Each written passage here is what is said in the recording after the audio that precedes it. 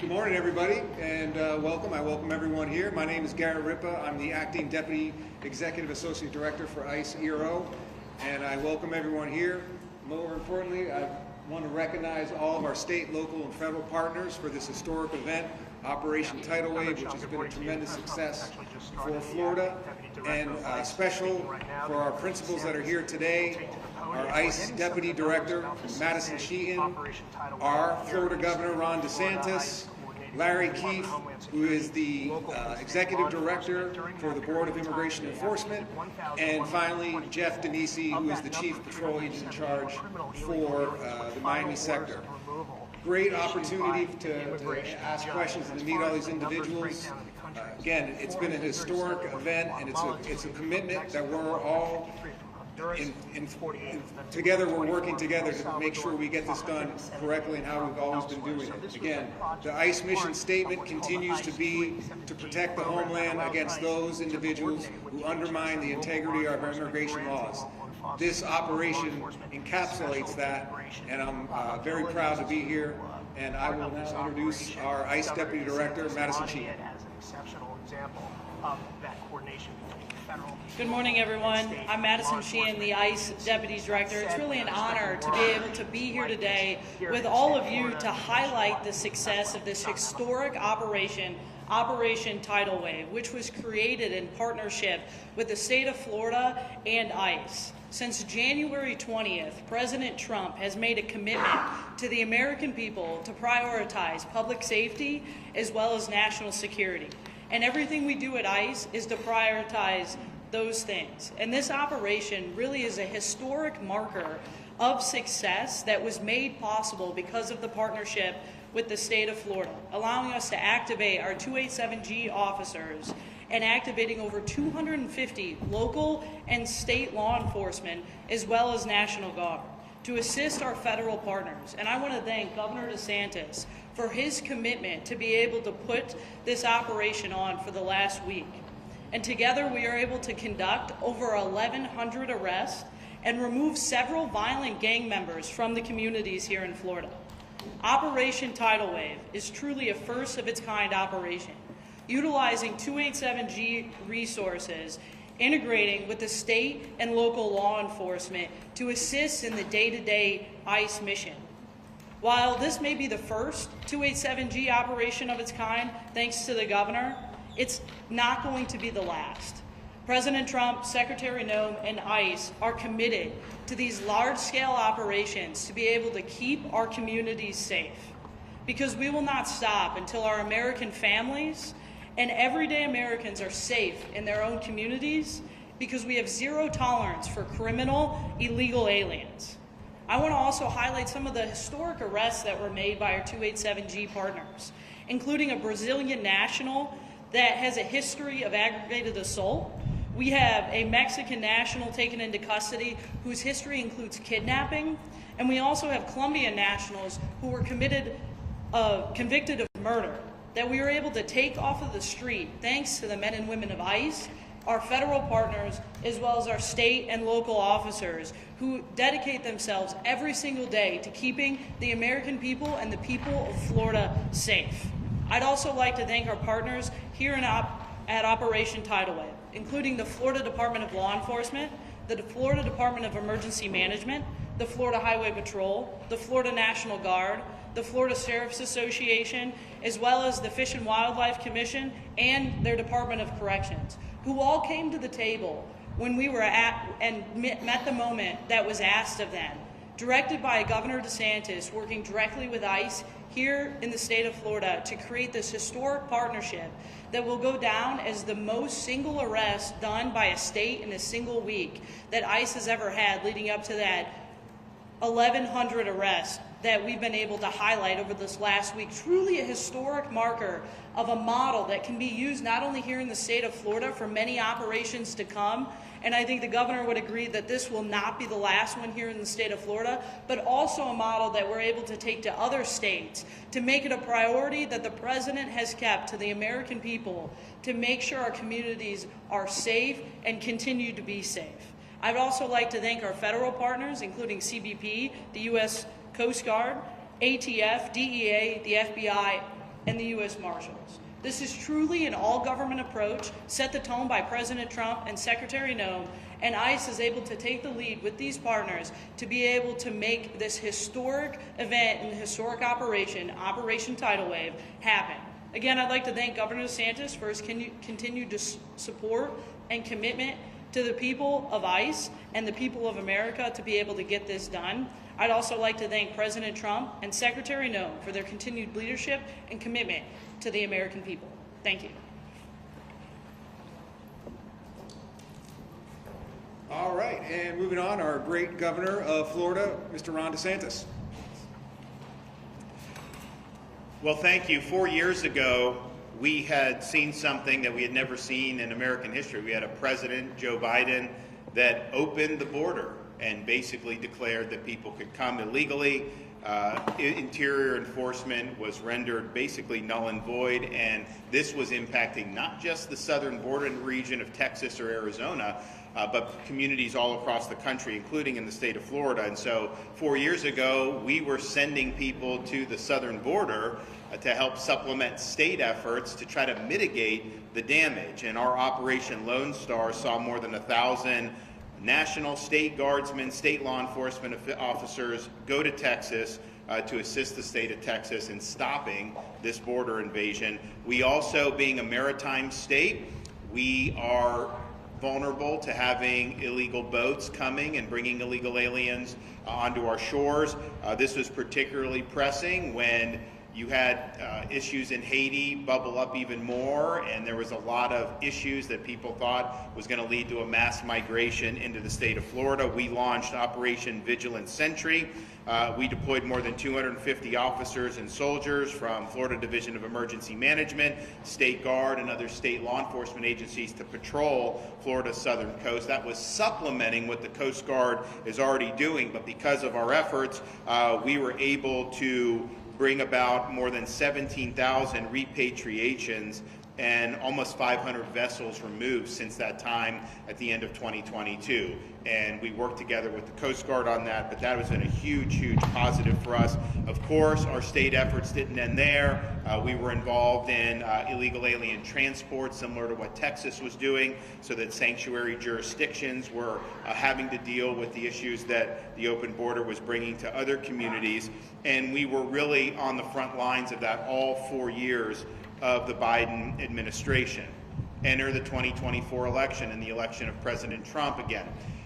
Border security and immigration enforcement was perhaps the signature issue of the president's first campaign in 2016 and this one where he got reelected. So we saw an opportunity to have a much different relationship with the federal government as it relates to immigration enforcement. So immediately I instructed our state agencies to engage in what are called 287G agreements with Immigration and Customs Enforcement, which basically leads to our state agencies being able to exercise authority in the immigration sphere to supplement and cooperate with the federal government. And we know that ICE had a rough run under Biden for 4 years. A lot of the things, this 287G program was effectively dormant. Certainly the task force model was dormant.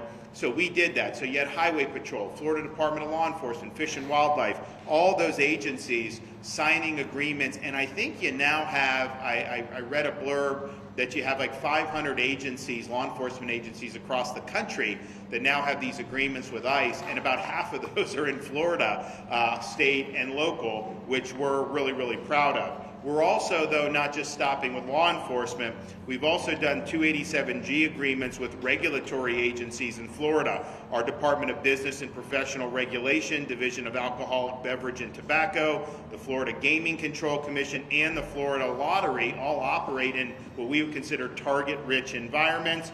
During their routine inspection and investigative duties, special agents are oftentimes in contact with people who may be in our country illegally. So we think deputizing those officers in regulatory spaces is going to be another source to lead to these immigration enforcement efforts. Now, when President Trump was preparing to take office, I called a special session of the Florida legislature because I knew that we needed policy in Florida that would require all state and local agencies, law enforcement, to participate in these efforts. We're not a sanctuary state. We ban sanctuary cities, but that just means you can sit on your hands. Yeah, you can't sabotage the efforts, but you were under no obligation to be on the team.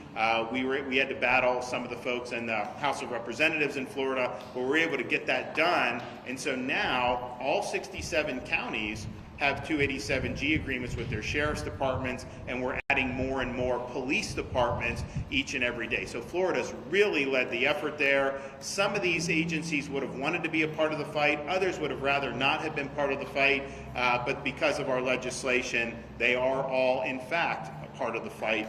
And this is something that's been really, really good. And there's been a lot of great enforcement efforts leading up to Operation Tidal Wave, but this has been the first of its kind throughout the United States. This is the largest immigration enforcement operation that we've seen in quite some time throughout the entire country. Florida state agencies assisted federal authorities to arrest over 1,100 illegal aliens across the state. That is a really significant impact.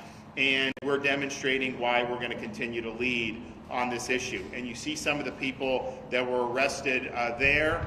These are people that should have never been in our country. Some of these people had been previously deported. Some of these people had been alerted in the Biden administration, but this is something they didn't want to have to do with it. So our folks have worked hand in hand with DHS to really, really make a difference for the people of Florida and for the people of the United States of America. Because I think when you're dealing with people, millions and millions of people here illegally, you see some of these folks who have huge, huge problems in their background, with their conduct, and really put our communities at risk.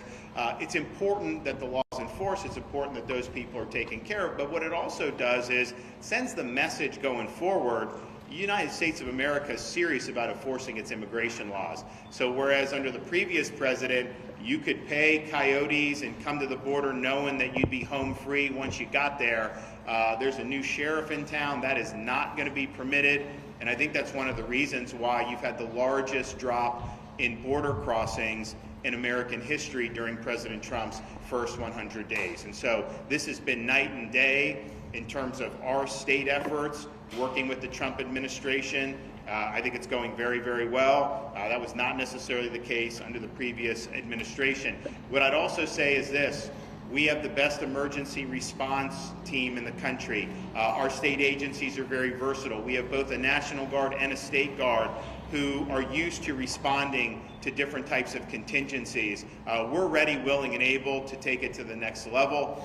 We have submitted plans to DHS to say, if this is approved, we will go off to the races, and we will be able to do really from soup to nuts, from apprehension to detention, even putting some of our people in the National Guard in line to serve as immigration judges to process this.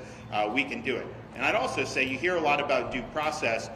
We have tens of thousands of illegal aliens in Florida at a minimum that have already been issued final orders of removal, and there's hundreds of thousands of them throughout the United States of America.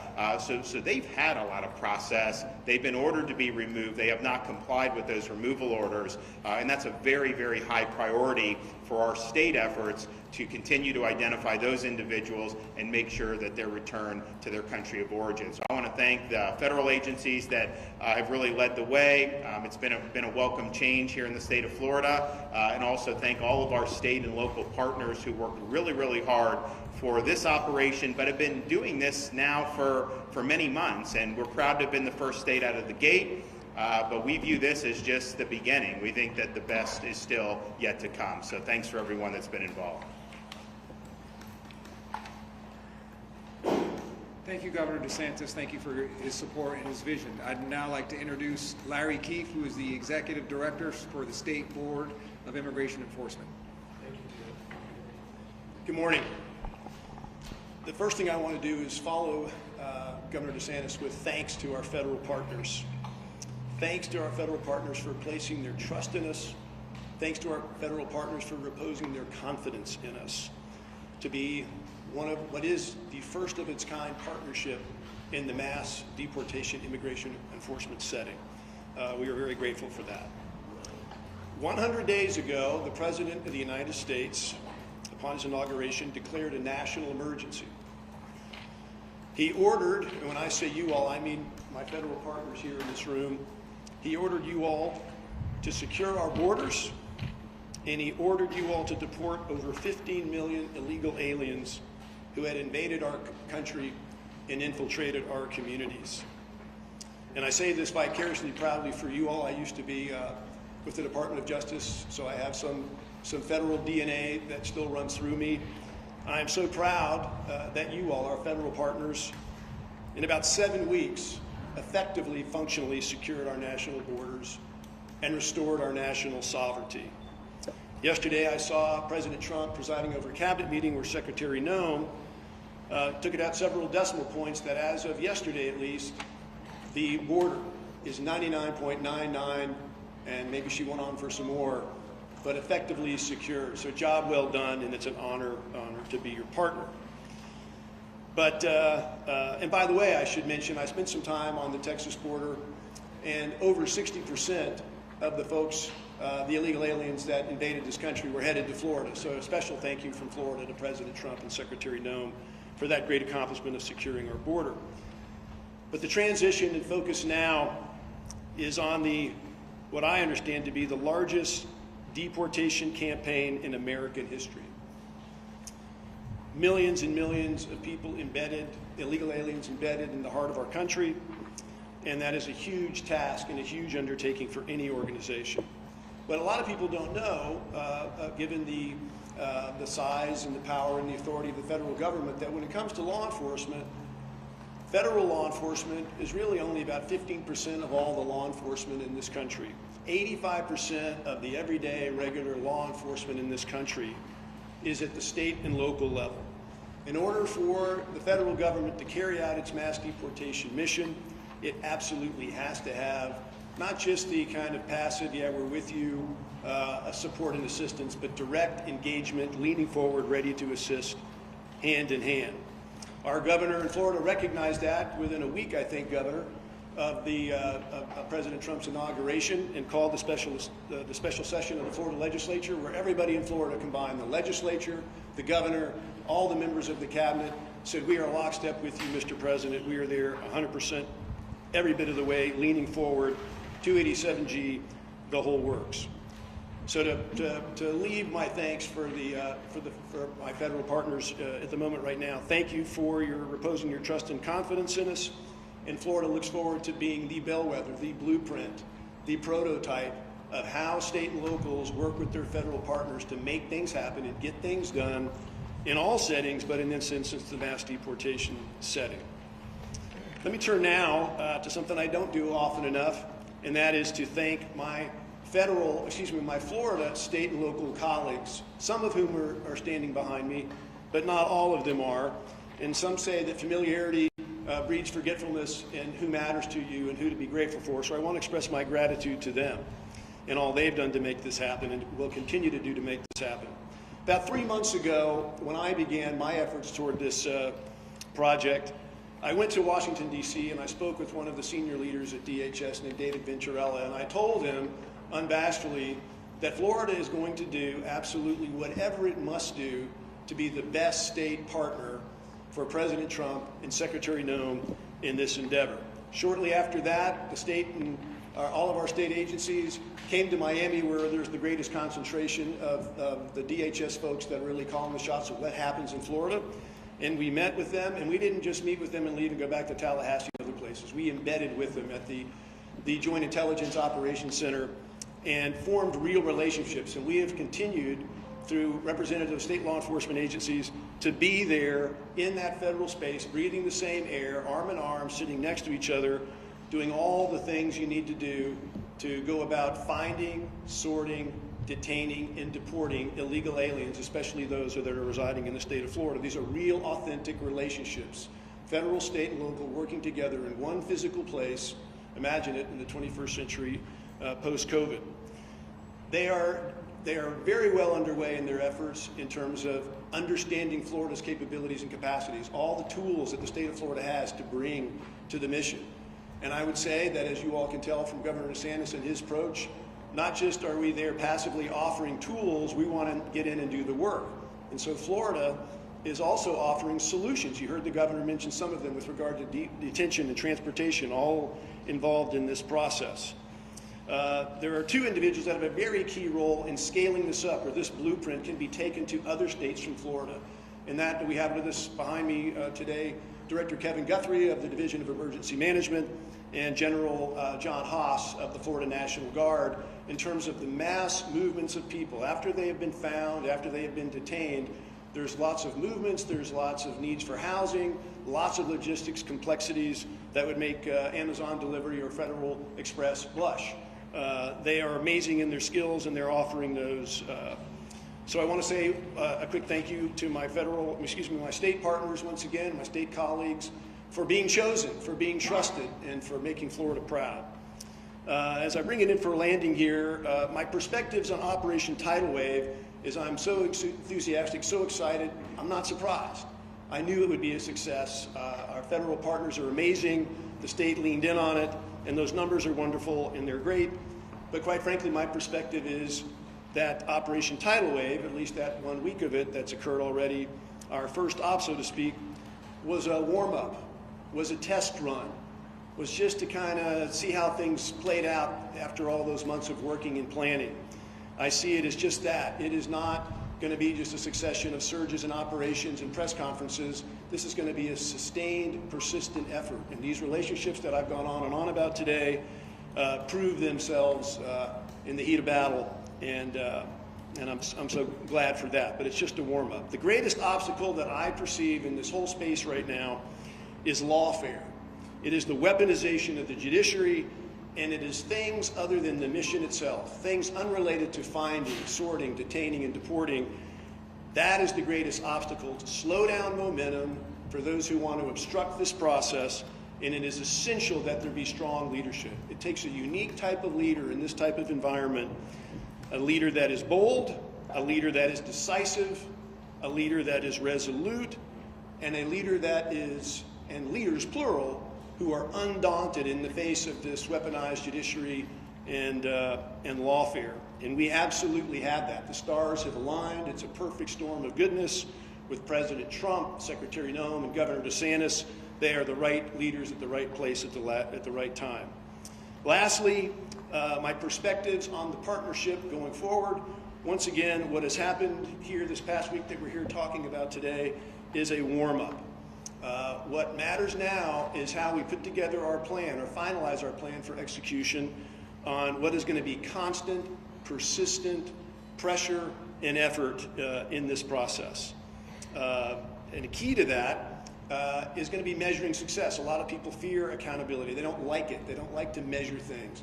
But this is quintessentially a numbers mission. If you're engaged in mass deportation and you're focused on success in mass deportation in Florida, then you got to know how many apprehensions are you having? How many people have you detained? How many people have you deported? So it is key for the citizens of the state and the citizens of the country to hold their leaders accountable, to find out what is your sheriff doing? What is your police chief doing? What are those law enforcement agencies or local officials doing that they can do to assist in this emergency mission?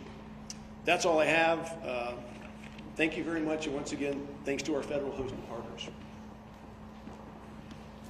Thank you, Mr. Keefe. And now I'd like to introduce the Chief Patrol Agent for the Miami sector, Chief Jeff Denisi. Good morning.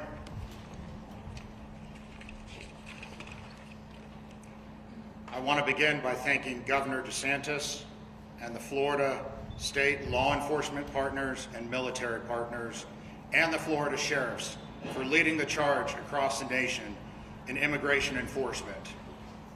It's because of your unwavering partnership, the first iteration of Operation Tidal Wave was a resounding success. In the simplest of terms, border security is national security. The maritime border environment surrounding the state of Florida is being exploited every day by foreign terrorist organizations, such as Tren de Agua and MS-13. These criminal organizations are attempting to smuggle people and narcotics, which pose a significant danger to our nation. To combat this threat, the law enforcement agencies of the Department of Homeland Security within the state of Florida employ a defense in depth posture. The first layer of enforcement is the seamless coordination between the United States Coast Guard and CBP Air and Marine operations. Their tireless efforts in the maritime detection and interdiction set the foundation for our success. Our DHS maritime partners are strengthened by the expertise and commitment of the Florida Fish and Wildlife Conservation Commission and the Florida Sheriffs in the coastal communities. The vital intelligence and operational space generated by the maritime interdiction partners allows the U.S. Border Patrol and the CBP Office of Field Operations to focus their efforts on the ingress and egress smuggling routes. These routes are utilized by those attempting to circumvent the Homeland Security laws. It is in this environment that the Florida Highway Patrol, National Guard, and Fish and Wildlife Conservation Commission and our local sheriffs are invaluable partners. They work shoulder to shoulder with our agents and officers to ensure the integrity of our shores, our marinas, our ports, and our roadways. This unified front sends a very clear message. Florida's coast will not be a haven for foreign terrorist organizations. The final layer of DHS enforcement belongs to our ICE partners, with ERO removal operations and Homeland Security investigations. They're responsible for disrupting and dismantling foreign terrorist organizations by targeting criminal individuals. During this operation, ICE, in collaboration with FDLE, FBI, DEA, ATF, and the CBP Special Response Team, focused their efforts on the apprehension of illegal aliens with final orders. It gives me great pride and pleasure to highlight some of the criminal aliens on the display boards you see here that our agents and officers work together to remove from our Florida communities. While on patrol in Jupiter, Florida, Border Patrol agents and Highway Patrol troopers arrested Alejandro Flores. He's an illegal alien from Mexico. Flores is an aggravated felon with criminal convictions for alien smuggling.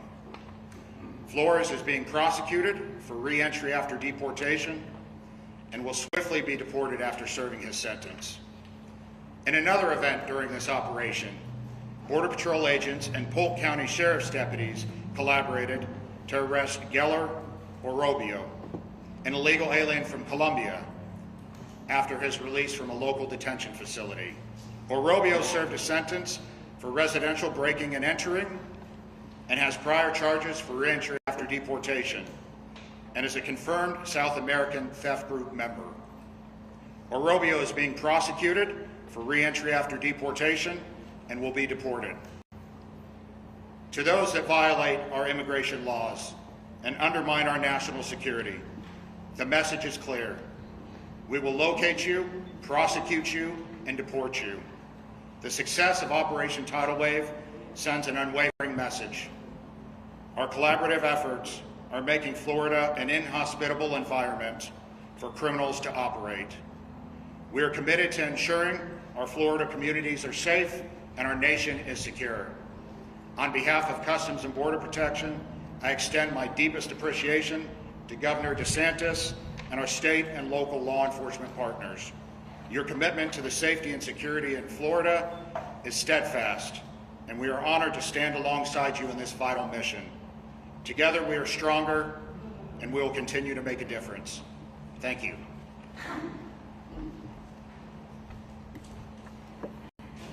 Thank you, Chief Denisi. That will conclude the presentation portion. We will open it up for a few questions that are germane to the Operation Tidal Wave. Ma'am. I'm sorry, sir. Can you spell the two names that you just say? Because there's Jumping off for a point of clarification. Who else from Colombia? Can you spell it for us? Right. Great. Sure. And also, we don't have any names on those displays, and the names that you mentioned there are different than the names in the news release, so maybe just... Okay, we can definitely get you updates. I don't think that's a problem. The first name is Geller Orobio, Orobio, and he's the Colombian individual you see over here. Geller. That's G-E-I-L-E-R.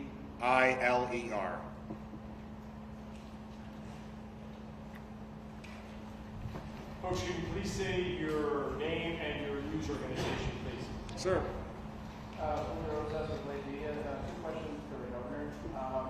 So, as predicted, with Operation Highway and some of the law enforcement efforts in the state, immigration attorneys, immigration advocates are saying that this operations like this are basically racial profiling with Latinos. I just wanted to see what your response is to that. And then the second question is, the executive director touched on criminal welfare. Do you have any concerns that with the lawsuits happening and federal injunctions, that sure you can arrest all these people, but getting them out seems to be kind of not so much of a done deal. So do you have concerns that federal injunctions and lawsuits could hinder these kind of... Of course. I mean, I think we've seen it. You know, on the one hand, Biden opened the border. You'd have states like Texas do legislation to say, okay, we'll enforce federal law. And the courts would say, oh no, it's the province of the federal government.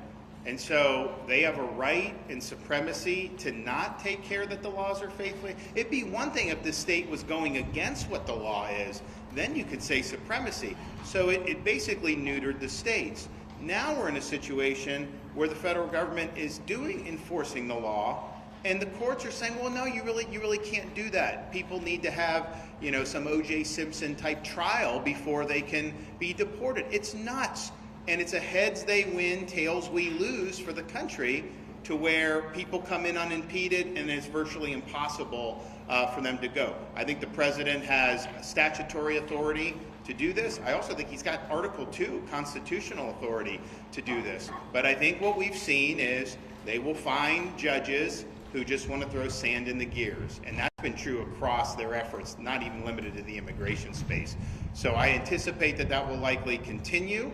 Ultimately, though, you know, the U.S. Supreme Court can end this charade. They've had opportunities to do it, and they haven't been willing to do it. They've created some of the mess in the immigration space with the jurisprudence. They should reverse U.S. versus Arizona. That was not the right decision. That was a split decision from the court. And so they have an opportunity to get this basically on better footing, because right now you have the policies are really being hijacked by these district judges, and they shouldn't be able to do a nationwide injunction. If you have an illegal alien that they sue for, and the judge wants to find something, even though I probably wouldn't agree with that, that should apply to that case. It shouldn't stop immigration enforcement efforts writ large. So we're going to continue to deal with those issues, but I do think these are going to need resolution by the U.S. Supreme Court, and I don't think you're going to see it end until that happens. Anything about racial profiling, Governor? There's no racial profiling. If you're here illegally, then you're in violation of the law. And there's not saying that, you know, only people of one shade, or that if you're illegal, you're illegal. And we're going to hold you accountable. Ma'am. Hi, so I was wondering how you guys are handling the balance between pursuing what you consider foreign criminals and national criminals, because foreigners are not the only criminals. Law enforcement agents at the state and local levels also need to pursue national U.S. citizens that are committing crimes. So how are we balancing that to make sure we're not distracting them from their job? Well, our state and local, they are doing their jobs as they always do. Their role in this is to supplement the efforts that the feds are doing. The reality is they come into contact with illegal aliens more than the feds do, just in a matter of course. And so to have this cooperation, I mean, our highway patrol, you have people driving on the highways here illegally. We don't issue driver's license. We don't recognize driver's license. We don't recognize any ID for people here illegally in Florida, but nevertheless they're driving. Well, our highway patrol can then work with ICE and get this process moving. So it works well in harmony, and I think ultimately if you're enforcing immigration laws consistently, I think that leads to less crime overall, and I think it ends up helping their missions. Sir?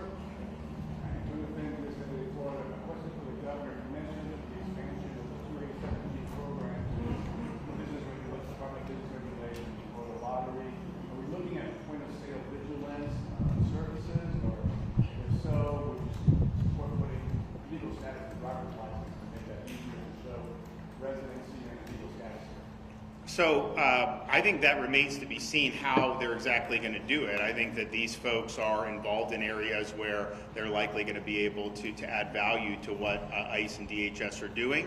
So I think just stay tuned and see how that unfolds.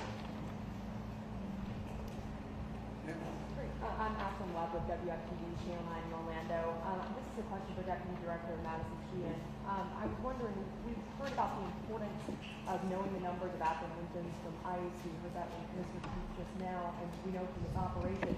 But ICE's website shows spotty data with monthly and quarterly apprehensions. Why is that? Why isn't it being updated since the Trump administration? And also, are you guys meeting that quota that the Trump administration put out of 1,200 to 1,500 a day? Look, we work with the White House every day. We update them on the numbers every single day, and we're working closely with the president, his team directly at the White House, as well as Maine DHS team with Secretary Noem every single day. We saw the numbers we put out for the first 100 days, roughly 65,000 arrests in the first 100 days, which is truly a historic number. And I think, and the governor has mentioned this too, I think the biggest difference is the way we're counting every arrest. These are legitimate arrests. These are criminal aliens. We have zero tolerance for criminal aliens to be in this country, and we're making sure that we're counting every arrest as accurate as possible, and we're not doing catch and release that you saw from the Biden administration, which shows a lot of skewed numbers of what you saw out of the previous administration. The president has zero tolerance for us to do anything wrong with the numbers. We are very clear in the stance of what we're counting as arrests, and we stand by our numbers. Why isn't it being updated monthly, though, as it typically was before? Look, we update the numbers as often as possible. The data comes into us every day. We're moving as quickly as possible to make sure President Trump, Secretary Noem have made it a priority to be more transparent than the previous administrations, and we are working to do that every day. You mentioned 63% were criminal aliens. What happened to the rest? I mean, did they also have deportation orders? Yes, everybody that is in this country illegally is a criminal, and so we are processing them through the immigration courts, the due process, to make sure that we get them through the courts, through the DOJ process, and then from there they will be deported, turning the outcome of those cases. Director, you made mention of certainly that the focus is on criminal immigrants, but we've certainly seen some stories where mothers who have either overstayed visas or have shown up for a regular appointment and they have a deportation order and with no criminal history, so that person along with their child is deported. And we've seen a bunch of instances of those made reference as collateral.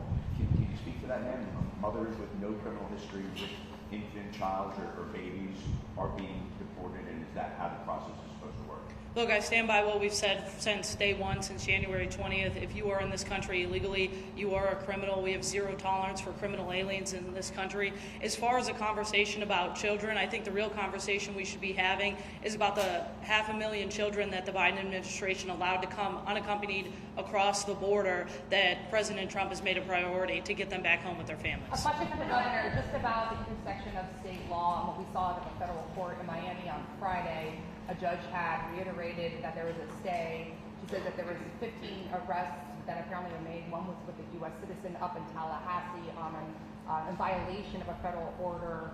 We hear you kind of take a jab at the due process and the judicial, but it's not taking a jab. It's just, you can't have effective immigration enforcement if you have elaborate procedures that you have to go through. It is not punishment to be removed from this country.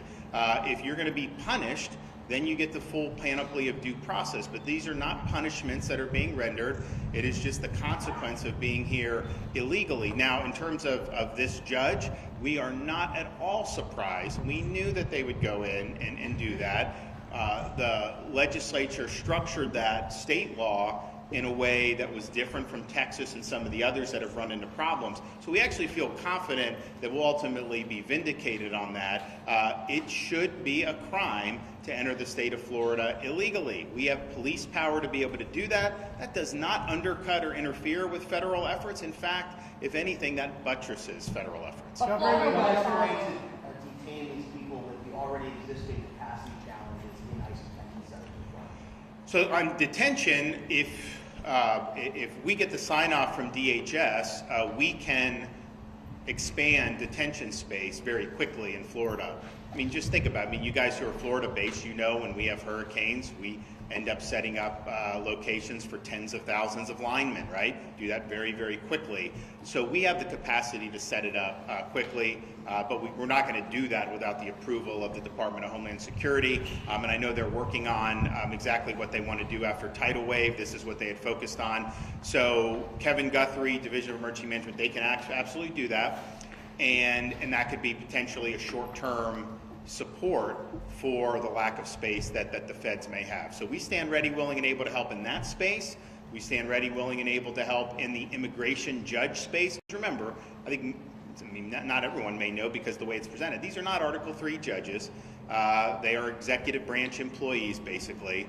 We can absolutely deputize judge advocates from our National Guard units to serve as immigration judges. We can do others to do that. So we'll help on that piece as well, and we can even help on the transport piece, whether it's transporting. I know that they were talking about Gitmo. I don't know that they've used that, but we can help with that as well. So we can really be a force multiplier in Florida, and a lot of it is just because, well, one, we're committed to the mission. We think it's important. We know that there's tens of thousands of illegal aliens under deportation orders in this state alone. I've heard as much as 80,000 maybe in the state of Florida who've already been ordered to be deported, but certainly it's tens of thousands. But we also have great muscle memory on how to handle quick emergency responses. So these things can happen very quickly. Our guys are very nimble. I mean, you've seen hurricane responses, but you've also seen us rescue people from Israel. You've seen us evacuate and rescue people from Haiti. This is just what we do, and we stand ready and willing and able to help.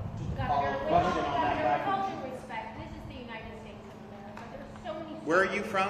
I'm WSBN Channel 7. Okay. My name is Vanessa. Great, thanks. United States of America. So many people are being robbed. There's due process. This is wonderful, this dog and pony show, but there's American citizens who are being deported. They show their birth certificates, they show their passports, they show their IDs, and a lot of the work being done is a little sloppy. Well, first of all, I'll let ICE handle that accusation that you're making that they're deporting American citizens who are showing birth certificates and all that. I don't believe that that's true, but I'll let them respond to that. But you seem to have no sympathy. You seem to have no sympathy for people that have been victimized by illegal aliens. What about people, you have someone driving drunk and kills American citizen? What about people that have been deported previously and let in under Biden, who then commit sexual offenses or commit homicides? And then we have more victims as a result of the federal government's previous inattention and unwillingness to enforce the law. So there are a lot of people that have been harmed by illegal immigration. There have been people that have been harmed by Tren de Aragua gang members who should not be in this country in the first place. So let's just be clear. Who are you fighting for? We're fighting for the citizens of Florida. We want them to be able to live in a society that upholds the rule of law. We want them to be able to live in a state that is safe. And we have to take action on it. I'll let them address your accusation. But the notion that somehow this is America, therefore we're supposed to have an open border, we're not supposed to enforce immigration laws, we're supposed to just sit on our hands when Biden let in 7 or 8 million people illegally into the country? No, that is not responsible. That is not what our citizens elected us to do. So we're in this fight. I think a lot of these narratives that I hear, to me, just instinctively, I think they're fake narratives because I've seen it happen so many times. But I will let folks at ICE respond to your accusation. But according to court, Well, the first thing I'll say is that I think the governor's words really stand on their own. The men and women of ICE are working every single day to protect the communities, working with state and local officials to do our very best to protect the communities after the Biden administration opened our borders, allowed people to come into this country that should have never came into this country in the first place, jeopardizing our families and our communities and putting them in harm's way on a daily basis. The men and women of ICE are going into those communities to protect the men and women in these communities, to be able to do the mission that we've been set on every single day that the president has given us. According to court documents, however, of the 349,000 new court cases in 2025 alone, only 1% are new cases based on alleged criminal activity. So a lot of these people don't have criminal past or background. So who's being arrested and where is this information on ICE's website? It's on court documents, but we can't get this information, and ICE, quite frankly, isn't being very transparent. Look, I'll stand by the fact that if you're in this country illegally, you are a criminal. You will be deported. You will have the opportunity to be able to come back into this country through the correct immigration processes. We're working through those every single day, but our number one goal is to keep the American people safe from the criminals that are walking in this country that should have never been let through in the first place. Just a follow-up on the guy from Jupiter, because we've been covering that case as well. I think a lot of the criticisms of this racial profiling is the idea that maybe some of these work trucks are getting pulled over. You know, this man, he was a passenger in the car and was pulled over for a tinted windshield. Can you give some more descriptions of the car and that criticism that work trucks are the ones being targeted? So let me tell you how we operate on the highways. Not only working with Florida Highway Patrol, they're pulling people over every day for traffic violations, but when you see a Border Patrol agent, a marked green and white out there on the highway, this is how they operate. They're cruising along the highway and they're looking for reactions. Reactions from the driver, first of all. The driver looks over and then looks away and won't look at them again. You know, there's different, they vary their speed, they move away from that marked unit. We run the license plate. The license plate comes back to an illegal alien. We have the name of the individual registered to the vehicle. We get their DOB from there and we run it through our immigration systems. So we know when we pull that person over, the registered owner of that vehicle, which gives us reasonable suspicion to stop the vehicle, is an illegal alien. He may not be in that vehicle, but it gives us enough reasonable suspicion, which is what we need to stop a vehicle. There is no racial profiling going on. Governor, you said some agencies wanted to be part of this fight. Some agencies would rather not have been part of this fight.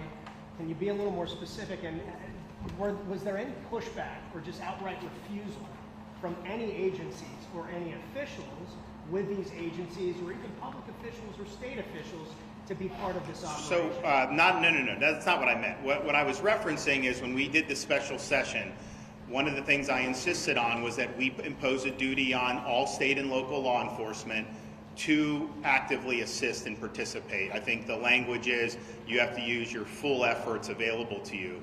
Now, obviously, some of our rural sheriffs, they may not have any personnel. Some of our more urban areas probably have a little bit more ability. They also provided funding, though, of course, to help these agencies. We didn't want to do an unfunded mandate. But my point on that is, had we not imposed that duty, you would not have had 67 sheriffs do 287G agreements. You would have had some, maybe even most of them, but you definitely wouldn't have had all of them.